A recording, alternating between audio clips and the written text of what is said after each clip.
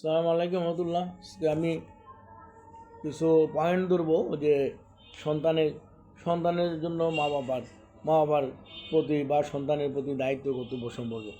যেমন যদি সন্তানের কাছে নিজেকে নির্ভুল অভ্রান্ত হিসাব তুলে ধরবেন না, কারণ কখনো যদি আপনার ভুল প্রকাশিত হয় তাহলে পরে তখন সে বিভ্রান্ত হবে।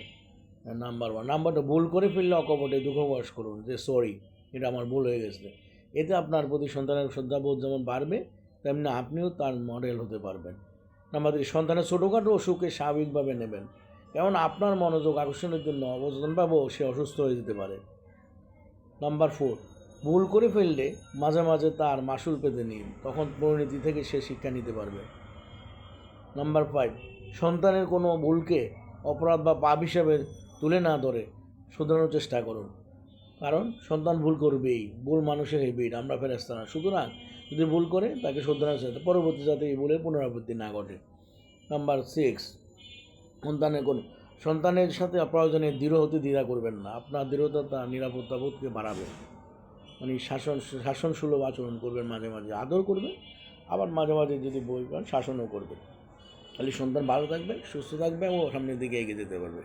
কারণ একটা সন্তান সবসময় তার মা বাবাকে ফলো করে, তারপর বাসাবাড়ি, তারপর তার শিক্ষককে ফলো করে, ওই স্কুল কলেজ বা ইনস্টিটিউট। সন্তানের বদভ্যাসকে করে বিনাশ করুন, মারবেন না, প্রয়োজনে শাস্তি দিন।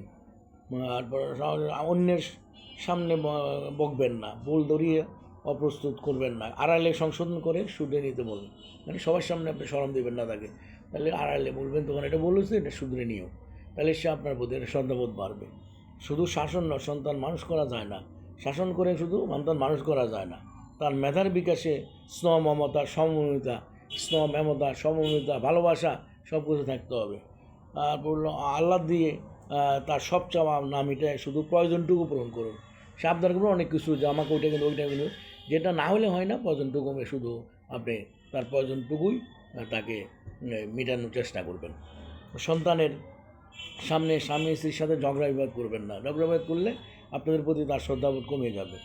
তাই আগে সালাম দেওয়া শিখান সন্তানকে, কারোর সাথে দেখা করলে আগে সালাম দেবেন, তারপর কৌশল বিনিময় করবেন।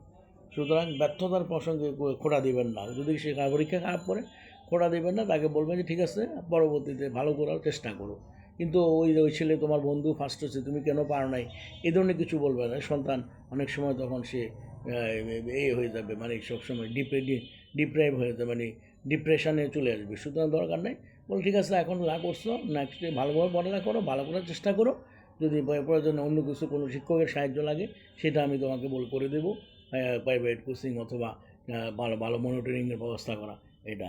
সুতরাং সন্তান সবসময় এই পয়েন্টগুলো যদি আপনি ভালোভাবে মনে রাখতে পারেন, সন্তান ভালো থাকবে, সুস্থ থাকবে, এবং পিতামাতার প্রতি সন্তানের যে দায়িত্ববোধ সেটাও আপনি পালন করলেন, পাশাপাশি সন্তানের প্রতি আপনার শ্রদ্ধাবোধ থাকলো, সন্তান আপনাকে শ্রদ্ধা করলো, রেসপেক্ট করলো, এবং এগুলো মনোযোগ দিয়ে শুনে এগুলো পালন করার চেষ্টা করবেন।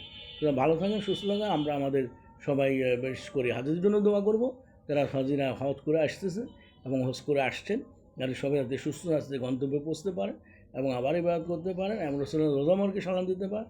আমরা দিচ্ছি হাজিদের মাধ্যমে। আসসালামু আলাইকুম রাসূলুল্লাহ, আসসালামু আলাইকুম হাবিবুল্লাহ। ধন্যবাদ, ভালো থাকবে, সুস্থ থাকবে। আসসালামু আলাইকুম রহমতুল্লাহ।